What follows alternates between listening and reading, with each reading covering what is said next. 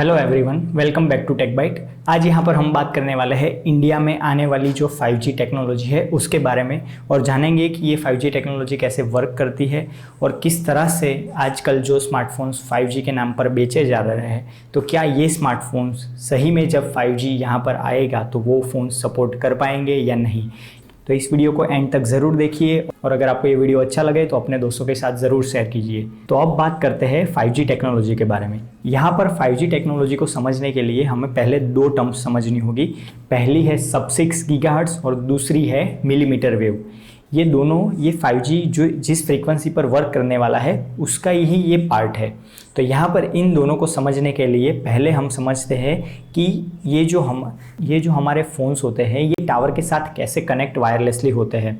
यहाँ पर दो तरीके से कम्युनिकेशन होता है। एक है वायर्ड कनेक्शन, जो हमारे लैंडलाइन टेलीफोन्स है, जो हमारा ब्रॉडबैंड कनेक्शन है, ये सब वायर्ड थ्रू कनेक्ट होते हैं, और दूसरा है ये वायरलेस कनेक्शन। तो यहाँ पर ये हमारे स्मार्टफोन्स किस तरह से टावर से कनेक्ट होते हैं। तो सबसे पहले यहाँ पर ये जो फ़ोन्स होते हैं इसमें और रिसीव और सेंड करने के लिए यहाँ पर चिप लगी होती है, और इसी तरह की चिप जो टावर होता है उसमें लगी होती है। ये दोनों टावर और ये सेलफोन, ये दोनों इलेक्ट्रोमैग्नेटिक वेव्स के थ्रू एक दूसरे से कनेक्ट करते हैं, और उसके बाद डेटा एंड इंफॉर्मेशन रिसीव और सेंड हो पाती है। तो यहाँ पर ये जो इलेक्ट्रोमैग्नेटिक वेव्स हैं, ये एक बहुत ही बड़ी रेंज होती है इस पूरी इलेक्ट्रोमैग्नेटिक वेव्स की। यहाँ पर आप अपनी स्क्रीन पर देख पा रहे हो जैसे कि ये अलग अलग टाइप की इलेक्ट्रोमैग्नेटिक वेव्स है, जो 0 हर्ट्ज से लेकर के जो रेडिएशन जिसे हम कहते हैं वहाँ तक की ये इसकी रेंज होती है, वहाँ तक ये जाती है। यहाँ पर साइंटिस्ट ने बहुत सारे रिसर्च और डेवलपमेंट के बाद 3 किलोहर्ट्ज़ से लेकर 300 गीगाहर्ट्ज़ ये जो फ्रीक्वेंसी है इसे रेडियो फ्रीक्वेंसी नाम दिया गया है। अब इसका रीज़न यही है कि आजकल जो हमारी जो first generation wireless communication technology थी 1G, यहाँ से लेकर आज जो अभी 4G चल रहा है, ये सभी फ्रीक्वेंसी इसी 3 किलोहर्ट्ज़ से लेकर 300 गीगाहर्ट्ज़ की फ्रीक्वेंसी के बीच में आती है। यहाँ पर इसी टेक्नोलॉजी का यूज़ करके हम वायरलेस कम्युनिकेशन एस्टेब्लिश कर पाते हैं। तो अब जानते हैं कि जो 1G टेक्नोलॉजी थी वो वर्क करती थी 0.8 गीगाहर्ट्ज़ पर।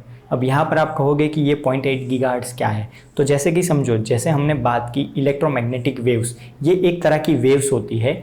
ये वेव्स पर्टिकुलर टाइम फ्रेम में, यानी कि अगर आप इस वेव को 1 मिनट की टाइम फ्रेम में मेज़र कर रहे हो, ये वेव 1 मिनट में कितनी बार ऊपर और नीचे आता है, इससे आपको इस वेव की फ्रीक्वेंसी मिल सकती है। यानी कि ये वेव स्टार्टिंग के पॉइंट से ऊपर गया और उसके बाद नीचे आया, तो ये जो इसका ऊपर और नीचे एक पर्टिकुलर टाइम फ्रेम में कितनी बार आता है उसे इस वेव की फ्रीक्वेंसी कहते हैं।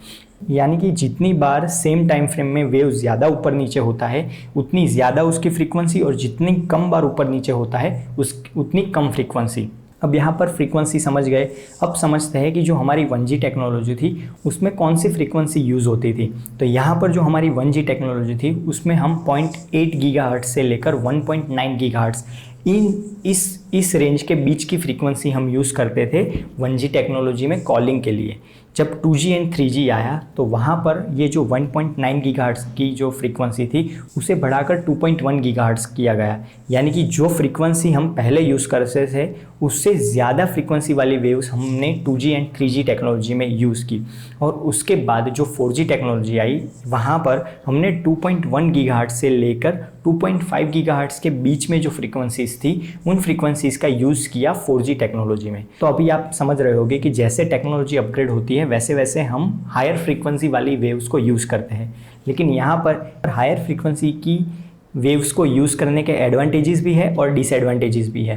तो एडवांटेजेस की बात करें तो यहाँ पर जैसे कि आप इस वेव के ज़रिए यहाँ पर जैसे कि एक वेव है, ये वेव 1 मिनट में यहाँ पर नीचे से लेके ऊपर गया और उसके बाद नीचे आया।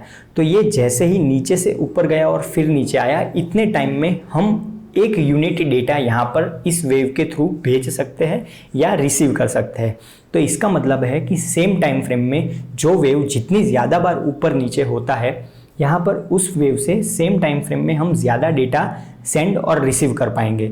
तो इसका मतलब है कि जितनी फ्रीक्वेंसी ज़्यादा उतना डेटा हम सेम टाइम फ्रेम में ज़्यादा सेंड और रिसीव कर पाते हैं। तो इसका मतलब है कि जैसे जैसे फ्रीक्वेंसी बढ़ेगी हमारी डेटा स्पीड बढ़ेगी। तो उसके साथ साथ जो डिसएडवांटेज है इस वेव का वो ये है कि यहाँ पर जो कम फ्रीक्वेंसी वाली वेव्स थी, यानी कि जो एक टाइम फ्रेम में कम बार ऊपर नीचे होती थी, वो वेव्स ज़्यादा डिस्टेंस ट्रैवल कर पाती थी।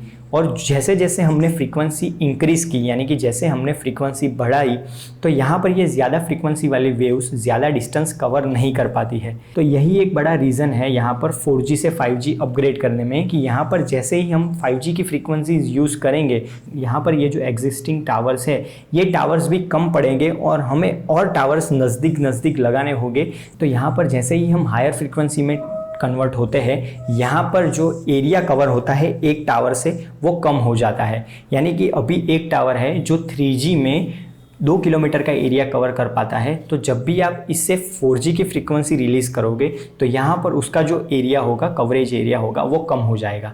तो अब आप समझिए कि जैसे 5G लाना है किसी कंपनी को, तो वहाँ पर उनको उनका नेटवर्क बहुत ही स्ट्रॉन्ग रखना पड़ेगा।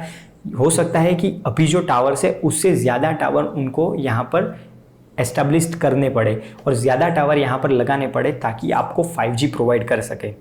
अब 5G की बात करें इंडिया में, तो इंडिया में 3 कंपनी है, Airtel, Vodafone Idea and Jio. ये तीनों कंपनियां 1 मार्च को जो 5G के स्पेक्ट्रम की बिडिंग होने वाली है उसमें ये बिडिंग करने वाले हैं। और यहाँ पर ये तीनों कंपनियों ने कंबाइंडली 13,500 करोड़ रुपए की इन्वेस्टमेंट जताई है, जिसमें से सिर्फ 10,000 करोड़ की जियो की इंडिविजुअल इन्वेस्टमेंट अमाउंट है।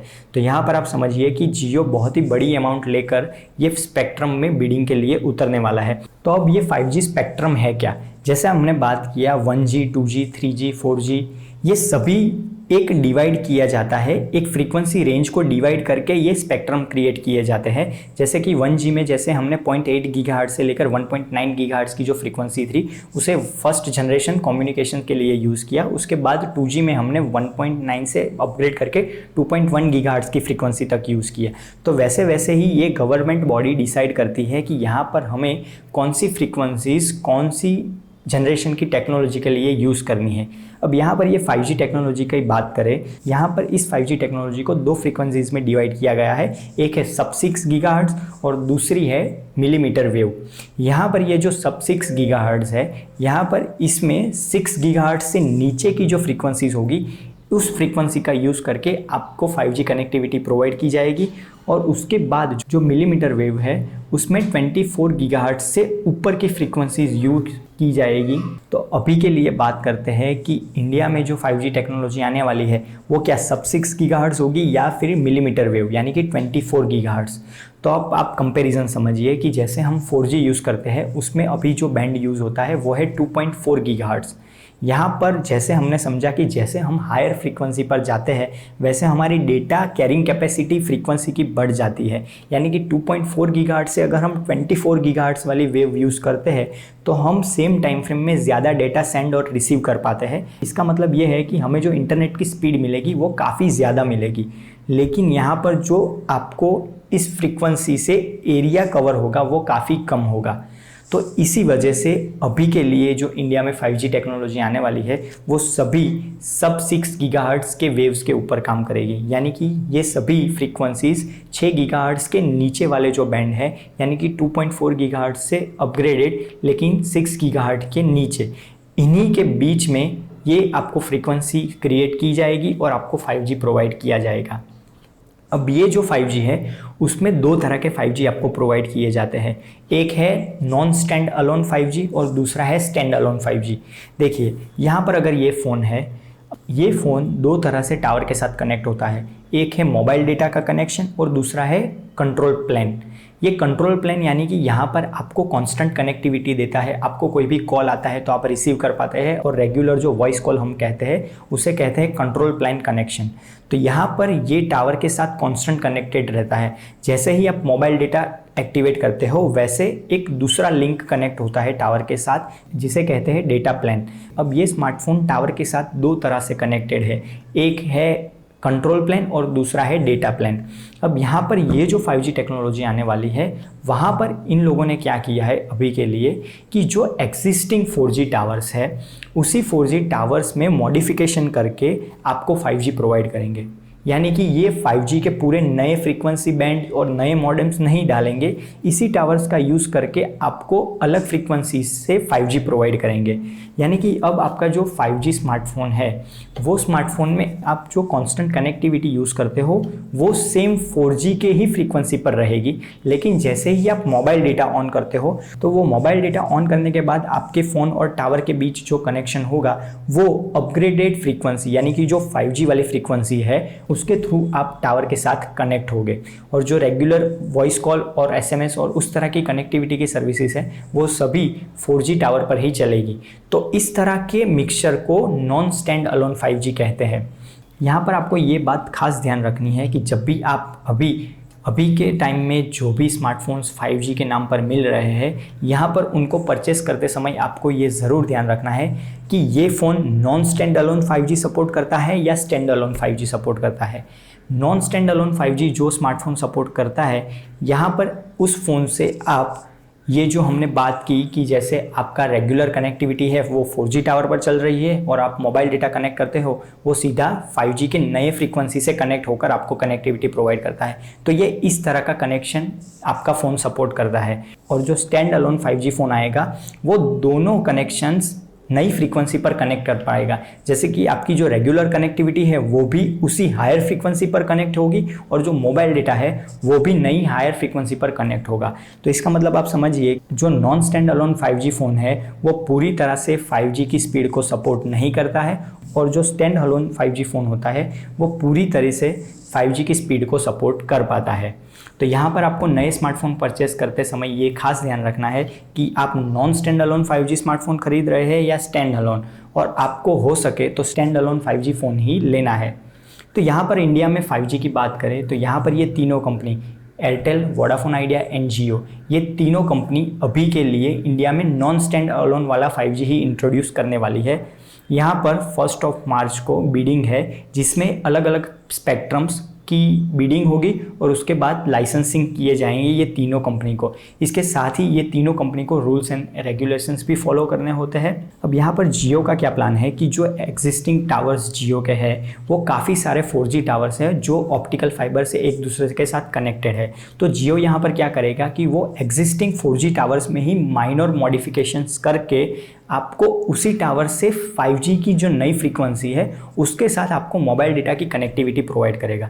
यानी कि जियो को वही टावर यूज़ करना है, लेकिन यहाँ पर आपको वो 5G प्रोवाइड कर पाएगा, और वो 5G होगा नॉन स्टैंड अलोन टाइप का ही 5G। यानी कि आपका जो फ़ोन का हार्डवेयर है वो भी और जो टावर प्रोवाइड कर रहा है वो भी, ये दोनों frequency non stand alone 5G के सिस्टम पर वर्क करेगी। तो यहाँ पर तीनों company Airtel, Vodafone Idea and Jio, ये तीनों कंपनी अभी के लिए इसी तरह की सब 6 फ्रीक्वेंसी यानी कि 6 गीगाहर्ट्ज़ के नीचे की जो भी फ्रीक्वेंसीज़ है उसके ऊपर ही वर्क करेगी और आपको 5G डेटा प्रोवाइड करेगी। और जियो एक अकेली कंपनी है जो यहाँ पर मिलीमीटर वेव पर रिसर्च करना स्टार्ट कर दिया है।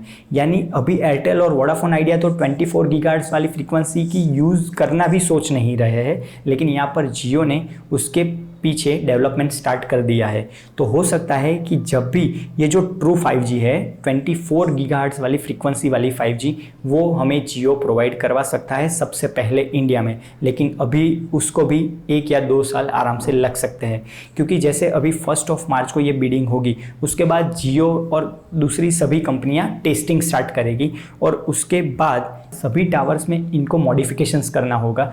ये जो एग्जिस्टिंग 4G टावर है उसमें मॉडिफिकेशंस करके ये तीनों कंपनियां हमें 5G प्रोवाइड करेगी। तो ये सभी प्रोसेस में कम से कम 6 महीने लग सकते हैं और इसके बाद देखेंगे हम कि किस तरह का 5G ये तीनों कंपनी प्रोवाइड करती है। यहाँ पर बात करें 5G हार्डवेयर्स की तो जियो ने खुद ने कई सारी कंपनीज़ के साथ कोलैबोरेट किया है जिससे वो 5G के मॉडेम्स और जो अलग हार्डवेयर्स है वो मैन्युफैक्चर करती है, और उसके साथ क्वालकॉम के साथ भी जियो ने टाई अप किया है जहाँ पर ये दोनों कंपनियां मिलकर 5G की नई नई फ्रीक्वेंसीज है उसके ऊपर रिसर्च करती है। तो यहाँ पर जियो ने तो एक काफ़ी अच्छा 5G के लिए बेस बना दिया है और वो काफ़ी अग्रेसिवली 5G के लिए रोल आउट कर सकता है। अगर बात करें एयरटेल की, तो यहाँ पर एयरटेल ने रिसेंटली हैदराबाद में एक 5G का डेमो भी दिया था, जहाँ पर ये जो नॉन स्टैंड अलोन 5G है उसी तरह का 5G एयरटेल ने टेस्ट किया और यहाँ पर उसने एक डेमो क्रिएट किया था। एयरटेल ने ये 5G हार्डवेयर्स के लिए एरिक्सन कंपनी के साथ कॉन्ट्रैक्ट किया है।